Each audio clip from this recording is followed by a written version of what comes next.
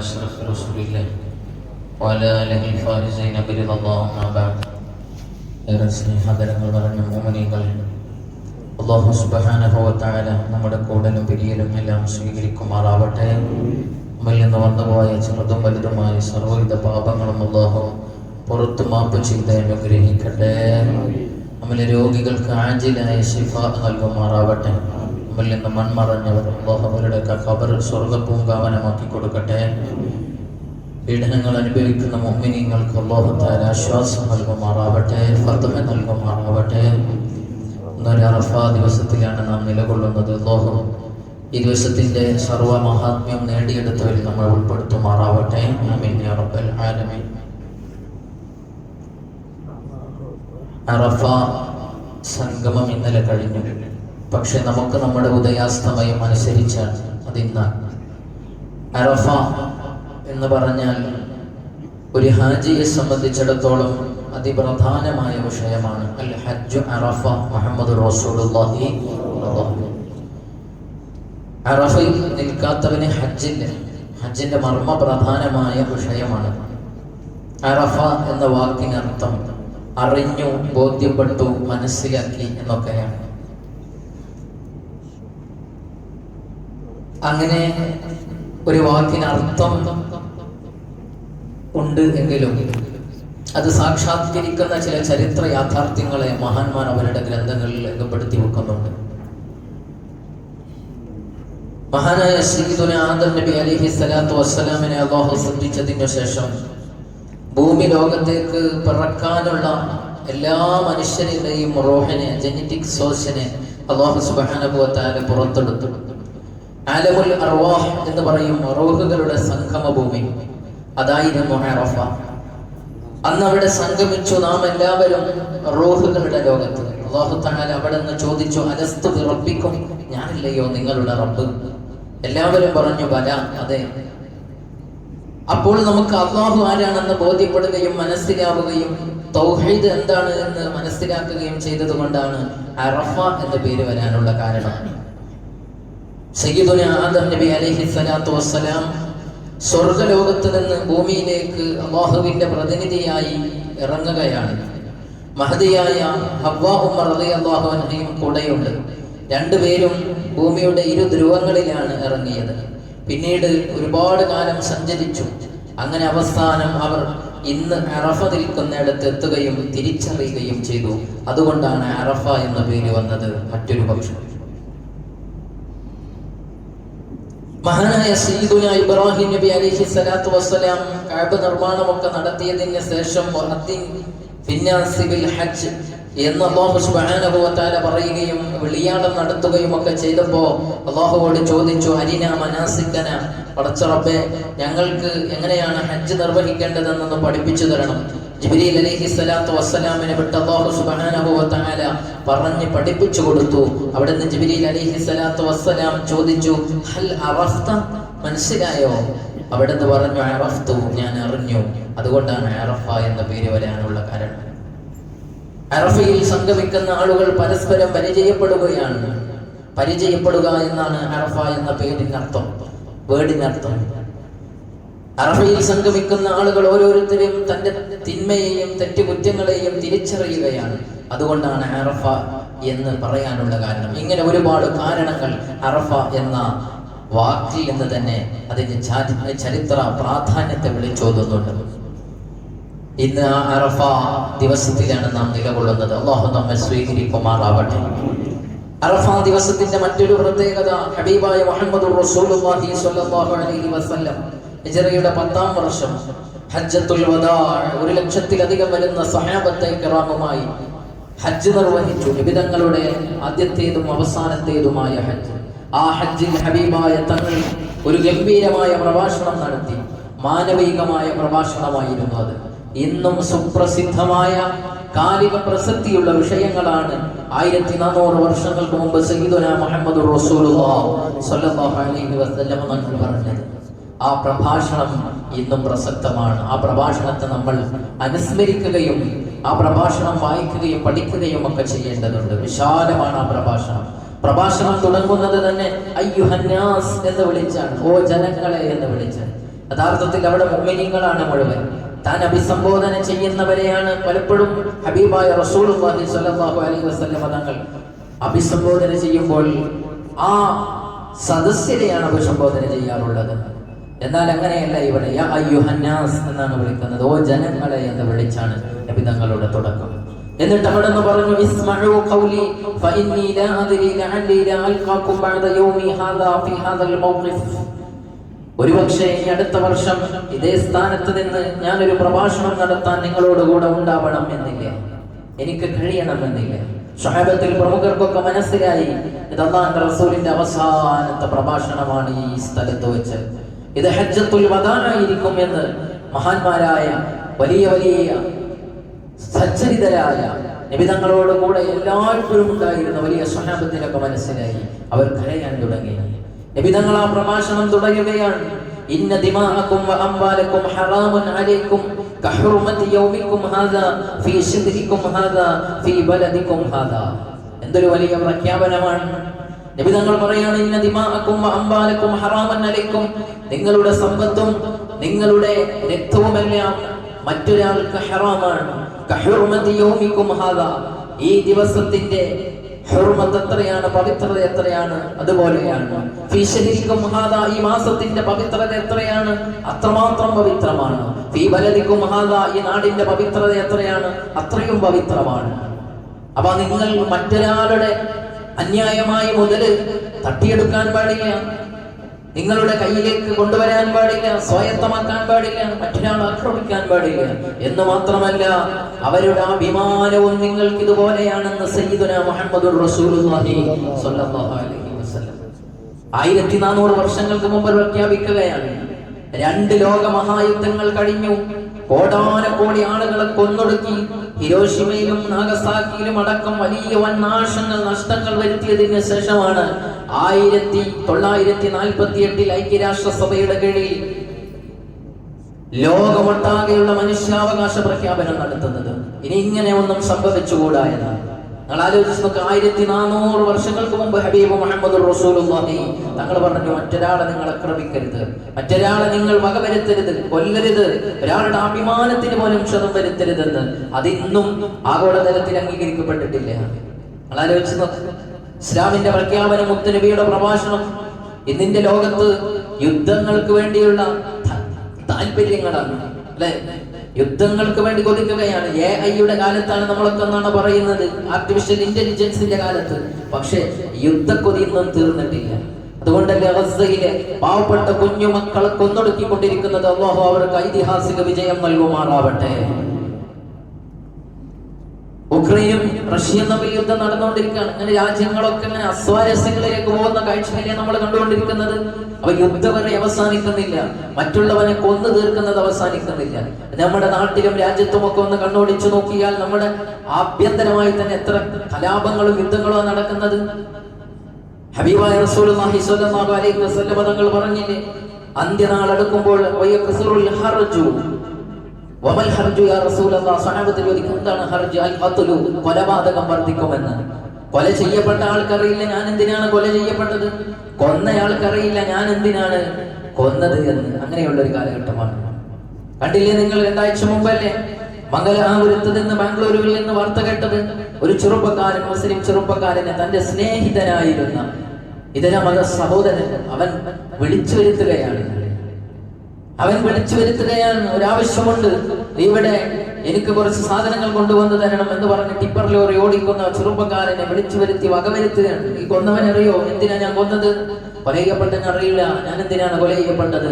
അങ്ങനെ ഒരു കാലം വരുമെന്ന് മുഹമ്മദുർ റസൂലുള്ളാഹി അറഫ മൈതാനിയിൽ വെച്ച് പ്രഖ്യാപിക്കുകയാണ്, മറ്റൊരുത്തന്റെ അഭിമാനത്തിന് പോലും ക്ഷതം വരുത്തരുതെന്ന്. വിശാലമാണ് ആ പ്രഭാഷണം. സൂചനകൾ മാത്രം നൽകാനായി ഇപ്പോൾ നമുക്ക് സാധിക്കുകയുള്ളൂ. തങ്ങൾ തുടർന്നു, നിങ്ങൾ ഈ ചെയ്തികളൊക്കെ ചെയ്യുമ്പോൾ നിങ്ങളുടെ ഓരോ പ്രവർത്തനങ്ങളും അല്ലാഹു സുബ്ഹാനഹു വ തആല നാളെയുടെ ലോകത്ത് പരിശോധിക്കും എന്ന ബോധം നിങ്ങൾക്ക് വേണം. അല്ലാഹുവിനെ കണ്ടുമുട്ടും എന്ന ഒരു ബോധം നിങ്ങൾക്ക് എല്ലാവർക്കും ഉണ്ടായിരിക്കണം. വഖദ് ബല്ലഗതു, ഞാൻ എല്ലാം നിങ്ങൾക്ക് എത്തിച്ചു തന്നിട്ടുണ്ട്. ഫമൻ കാന ഇൻദഹു അമാനത്തുൻ ഫൽയുഅദ്ദിഹാ ഇലാ മൻ ഇഖ്തമനഹു അലൈഹാ. നിങ്ങളുടെ കയ്യിൽ ആരുടെയെങ്കിലും അമാനത്ത് സ്വത്തുക്കൾ ഉണ്ടെങ്കിൽ അതെല്ലാം നിങ്ങൾ തിരിച്ചു കൊടുക്കണം. എന്തൊരു വലിയ പ്രഖ്യാപനമാണ്. ഇന്ന് അമാനത്ത് സൂക്ഷിക്കാൻ ആർക്കും കഴിയാത്ത കാലം. സാധനങ്ങൾ സൂക്ഷിക്കുന്നത് പോയിട്ട് നമ്മുടെ ഒരു വാക്ക് പോലും സൂക്ഷിക്കാൻ കഴിയില്ല. വിശ്വസിച്ച ഒരാളോട് ഒരു കാര്യം പറയാൻ പോലും കഴിയില്ല അല്ലെ? ഇന്ന് വിശ്വസിച്ച ഒരാൾക്ക് കോൾ ചെയ്താൽ അതുവരെ മറ്റുള്ളവർക്ക് റെക്കോർഡ് ചെയ്ത് ഷെയർ ചെയ്യുന്ന കാലത്താണ് നമ്മൾ ജീവിക്കുന്നത്.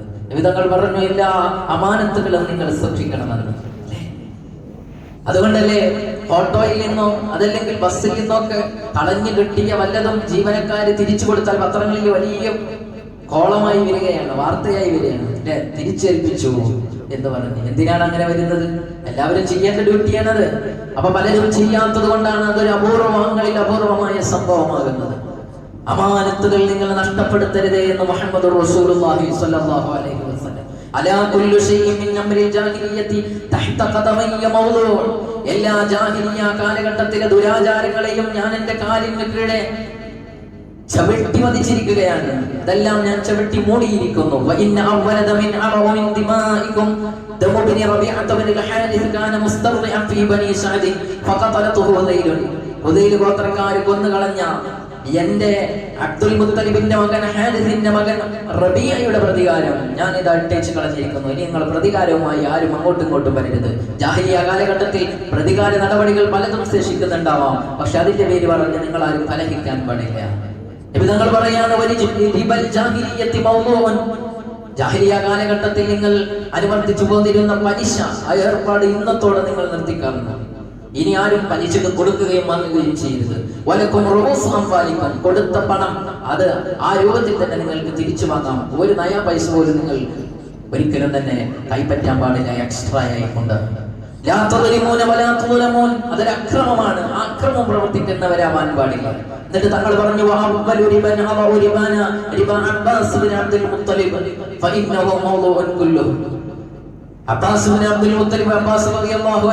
എന്റെ കുടുംബക്കാരനായ അബ്ബാസ് തങ്ങളുടെ കിട്ടാനുള്ള ഒരുപാട് പലിശ കടങ്ങളുണ്ട്. ആ പലിശ മുഴുവനും ഞാൻ ഇത് അട്ടേച്ച് കളയുന്നു. എന്റെ കുടുംബത്തിൽ നിന്ന് തന്നെ തുടങ്ങുകയാണ് എന്ന് ഹബീബായി മുഹമ്മദ് റസൂലുള്ളാഹി. ഇന്ന് നമ്മളൊരു വീടെടുക്കാൻ ഓടുകയാണ് പലിശക്ക് വേണ്ടിയിട്ട്. ഒരു കല്യാണം നടത്താൻ മറ്റുള്ളവൻ നടത്തിയതിനേക്കാൾ കങ്കേമമാക്കാൻ വേണ്ടി ഓടുകയാണ് പലിശക്ക് വേണ്ടിയിട്ട്. ഇന്നത്തെ കാലം നിങ്ങൾ ആലോചിച്ച് നോക്ക്. എന്താണ് റസൂലുള്ളാഹിന്റെ താക്കീത്? ഇന്ന് പലിശയും അതുപോലെ തന്നെ അവിഹിതമായ രൂപത്തിലൂടെയുള്ള സമ്പാദനവും ലോട്ടറിയും ഒക്കെ പുതിയ പുതിയ രൂപവും ഭാവവും ഒക്കെ മാറി വരികയാണ്.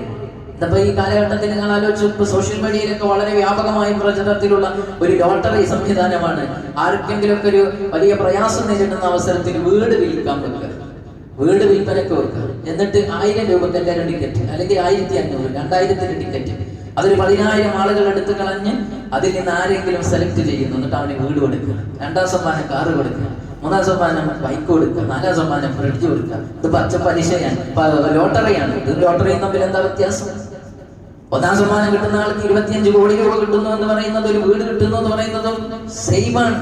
അതുകൊണ്ട് എന്റെ പ്രിയപ്പെട്ടവരെ, അത്തരത്തിലുള്ള പലിശയുടെ ഏർപ്പാടുമായി ഒരു ബന്ധവും നമുക്കുണ്ടാവാൻ പാടില്ല. നബി തങ്ങൾ അവിടെ നിന്ന് തുറന്നു, അയ്യുഹന്നാസ് ഇന്ന ശൈത്വാന ഖദ് യഇസ അൻ യഅബുദ ഫീ അർദികും ഹാദിഹി അബദൻ വലാകിന്നഹു അൻ യുതാഅ ഫീമാ സിവാ ദാലിക ഫഖദ റളിയ ബിഹി മിമ്മാ തുഹഖിറൂന മിൻ അഅമാലികും ഫഹ്ദറുഹു അലാ ദീനികും.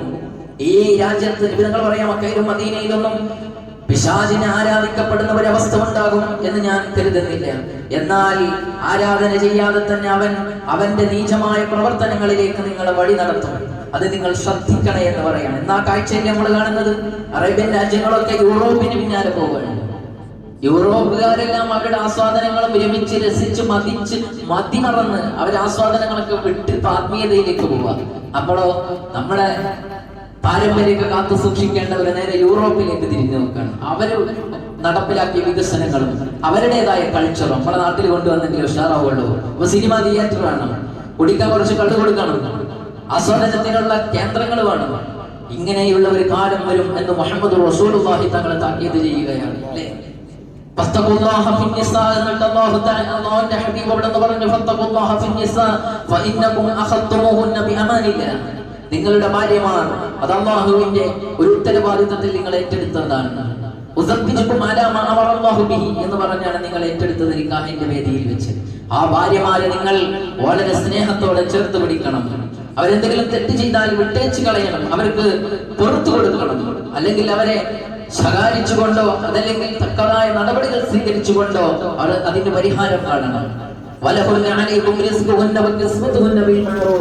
അവർക്ക് നല്ല രൂപത്തിൽ വർദ്ധിച്ച് ഭക്ഷണം കൊടുക്കണം, അവർക്ക് വേണ്ടതൊക്കെ നിങ്ങൾ ചെയ്തു കൊടുക്കണമെന്ന് മുഹമ്മദ് റസൂലുള്ളാഹി സ്വല്ലല്ലാഹു അലൈഹി വസല്ലം. അവസാനത്തെ പ്രഭാഷണത്തിൽ, മാനവികമായ പ്രഭാഷണത്തിൽ സ്ത്രീകളുടെ ജീവിതത്തെ കുറിച്ച് നിബിധങ്ങൾ നമ്മളെ ബോധ്യപ്പെടുത്തുകയാണ്, ഓർമ്മപ്പെടുത്തുകയാണ്. സ്ത്രീ വിമോചന നായകനാണ് മുഹമ്മദ് റസൂലുള്ളാഹി സ്വല്ലല്ലാഹു അലൈഹി വസല്ലം. നിബിധങ്ങൾ പറഞ്ഞില്ലേ, നിങ്ങളുടെ അഭിമാനവും നിങ്ങളുടെ അന്തസ്സും ഒക്കെ കാണിച്ചു തരുന്നത് നിങ്ങൾ നാട്ടിൽ വലിയ നേതാവാണെന്ന് പറഞ്ഞിട്ടല്ല, വലിയ ഖാദിയാണെന്ന് പറഞ്ഞിട്ടല്ല, നിങ്ങൾ വലിയ രാഷ്ട്രീയക്കാരനാണ്, മന്ത്രിയാണ് എന്ന് പറഞ്ഞിട്ടല്ല, പണക്കാരനാണെന്ന് പറഞ്ഞിട്ടല്ല. നിങ്ങളുടെ പ്രൊഫഷൻ അത് മുന്നോട്ട് വെച്ചിട്ടല്ല നിങ്ങൾ പറയേണ്ടത്. ഖൈറുക്കും ഖൈറുക്കും ലിഅഹ്ലിഹി, അവനവന്റെ കുടുംബത്തോട് നല്ല നിലയിൽ വർത്തിക്കുന്നവനാണ് ഏറ്റവും നല്ലവനെന്ന് മുഹമ്മദ് റസൂലുള്ളാഹി. വഅന ഖൈറുക്കും ലിഅഹ്ലി, ഞാൻ എന്റെ കുടുംബത്തോട് നല്ല നിലയിലാണ് പെരുമാറാറുള്ളത് എന്ന് മുത്തുനബി പഠിപ്പിക്കുകയാണ്. ഇങ്ങനെ 1000 ഉപദേശങ്ങൾ ഹബീബ് മുഹമ്മദ് റസൂലുള്ളാഹി സ്വല്ലല്ലാഹു അലൈഹി വസല്ലം തങ്ങളെ അടുത്ത് പറഞ്ഞു.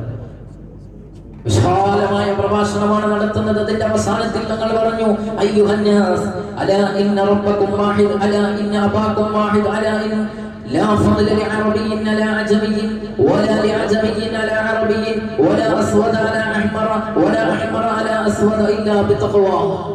ഇത് തങ്ങൾ പറയാണ്, ഒരു അറബിക്കും അനറബിയേക്കാൾ ഒരു പാവമില്ല, ഒരു കറുത്തവനും വെളുത്തവനേക്കാൾ ഒരു പാവമില്ല, ഇല്ലാ ബിതഖ്വ, തഖ്വ കൊണ്ടല്ലാതെ.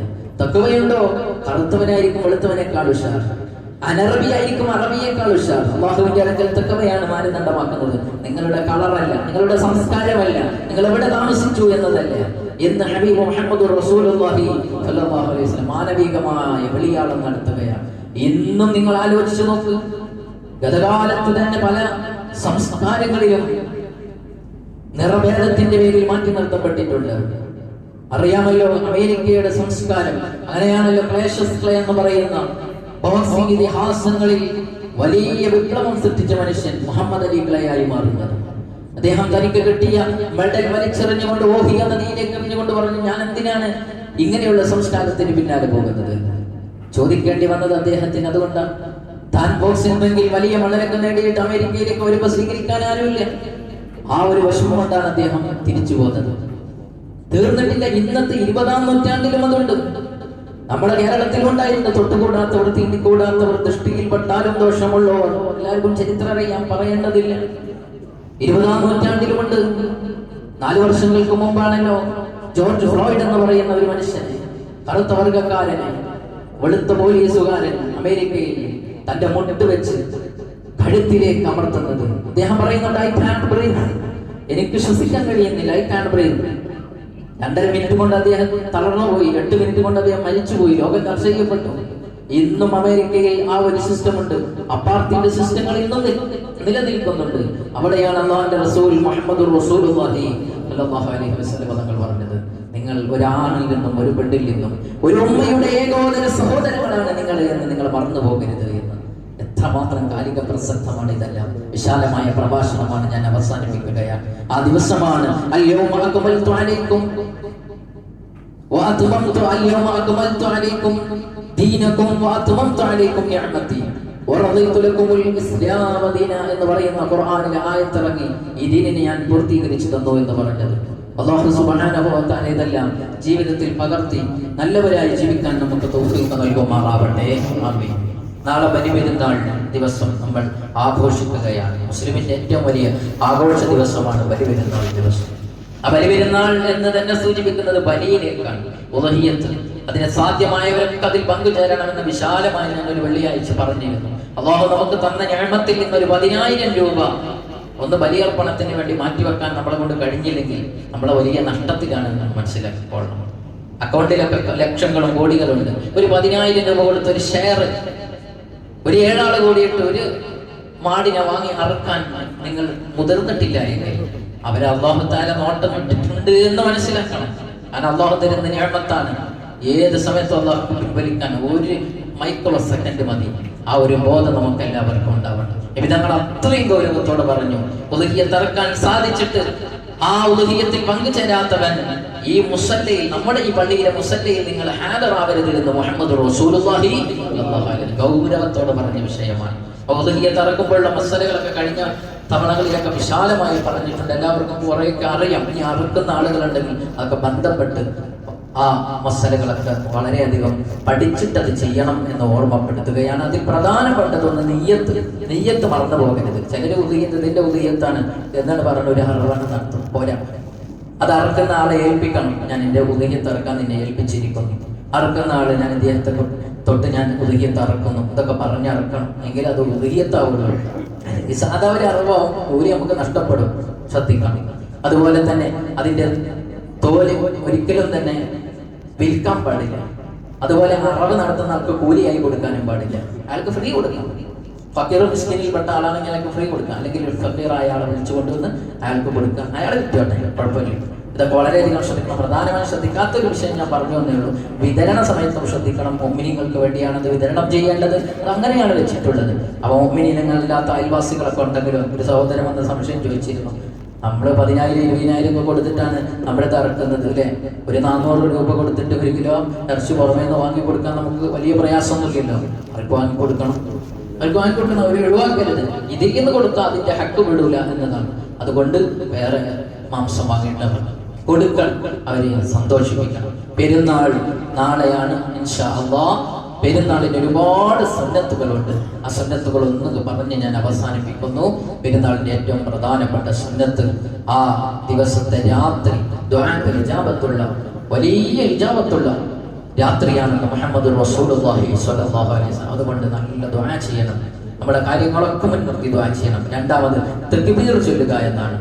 മുഖയ്യദായ തക്ബീർ, മുർസലായ തക്ബീർ എന്നീ 2 തക്ബീർ വലിയ പെരുന്നാളിനുണ്ട്. അതിൽ ഒരു തക്ബീർ ഇന്ന് രാവിലെ തുടങ്ങിയിട്ടുണ്ട്. മറ്റൊരു തക്ബീർ മഗ്രിബ് നിസ്കാരം കഴിഞ്ഞ മുതൽ, അത് ചെറിയ പെരുന്നാളിനും വലിയ പെരുന്നാളിനും ഉള്ളതാണ്. മഗ്രിബ് നിസ്കാരം കഴിഞ്ഞത് മുതൽ അവനവനെ എപ്പോഴാണ് നിസ്കരിക്കുന്നത് വലിയ പെരുന്നാൾ നിസ്കാരം, ആ പെരുന്നാൾ നിസ്കരിക്കുന്നത് വരെ തുടർച്ചയായി എല്ലാ സമയവും ചൊല്ലാവുന്ന തക്ബീറാണ്. ആ തക്ബീറുകളൊക്കെ വർദ്ധിപ്പിക്കണം. മറ്റൊന്ന്, ശരീരത്തിലെ രോമങ്ങൾ, നഖങ്ങൾ ഇതൊക്കെ മുറിച്ച് വൃത്തിയാക്കി നല്ല ഫ്രഷ് ആയിരിക്കണം. ഉദ്ഹിയ്യത്തുള്ള ആളുകളെ ചെയ്യാൻ പാടില്ല. ഉദ്ഹിയ്യത്തുള്ള ആളുകൾ അറുത്ത് കഴിഞ്ഞതിന് ശേഷം മാത്രമേ അത് ചെയ്യാൻ പാടുള്ളൂ. അല്ലാത്തവരോടാണ് പറഞ്ഞത്, അവർക്ക് സുന്നത്തില്ല, കറാഹത്ത. അതുപോലെ തന്നെ കുളിക്കണം. കുളിക്കുന്ന അവസരത്തിൽ നിയ്യത്ത് ചെയ്യണം. എല്ലാവരും കുളിച്ചിട്ടൊക്കെയാണ് വരാറുള്ളത്. പക്ഷെ നിയ്യത്ത് ചെയ്യത്തില്ല എങ്കിൽ അതിന്റെ കൂലി കിട്ടൂല. അതുകൊണ്ട് വലിയ പെരുന്നാളിന് വേണ്ടി ഞാൻ കുളിക്കുന്നു എന്ന് പറഞ്ഞ് കുളിക്കൽ പ്രത്യേകം സുന്നത്താണ്. സുഗന്ധം പൂശി വരണം. അതുപോലെ തന്നെ പുതുവസ്ത്രം ധരിക്കണം. നല്ല ഏറ്റവും മുന്തിയ വസ്ത്രം നമ്മൾ ധരിക്കണം. അതുപോലെ തന്നെ നിസ്കാരത്തിന് പുറപ്പെടുന്നതിന് മുമ്പ് ഒന്നും കഴിക്കാതെ പുറപ്പെടുക എന്ന സുന്നത്തുണ്ട്, അതെടുക്കണം. ചെറിയ പെരുന്നാളിന് എന്തെങ്കിലും കഴിച്ചാണ് വരേണ്ടത്, വലിയ പെരുന്നാളിനൊന്നും കഴിക്കാതെയാണ് വരേണ്ടത്. അതുപോലെ നടന്ന് വരിക, വരുന്ന സമയത്ത് ദീർഘമായ വഴി തിരഞ്ഞെടുക്കുകയും റിട്ടേൺ ആയി പോകുന്ന അവസരത്തിൽ ചുരുങ്ങിയ വഴിയും തിരഞ്ഞെടുക്കുക. പെരുന്നാൾ നിസ്കാരം ഇൻഷാ അല്ലാഹ് നമുക്ക് നാളെ 8:30 മണിക്ക് കൃത്യമായി നിർവഹിക്കും. 8:30 മണിക്ക് തന്നെ എല്ലാവരും എത്തിച്ചേരേണ്ടതാണ്. അതുപോലെ പെരുന്നാളിന്റെ ആശംസകളൊക്കെ എല്ലാവരും നേരുക. ദാനധർമ്മങ്ങൾ ചെയ്യുക എന്നത് വലിയ പുണ്യമുള്ള കാര്യമാണ്. ഇതെല്ലാവരും ഈ വിഷയങ്ങളൊക്കെ ശ്രദ്ധിക്കണം, ഈ സുന്നത്തുകളൊക്കെ എടുക്കണം. അല്ലാഹു തൗഫീഖ് നൽകുമാറാവട്ടെ.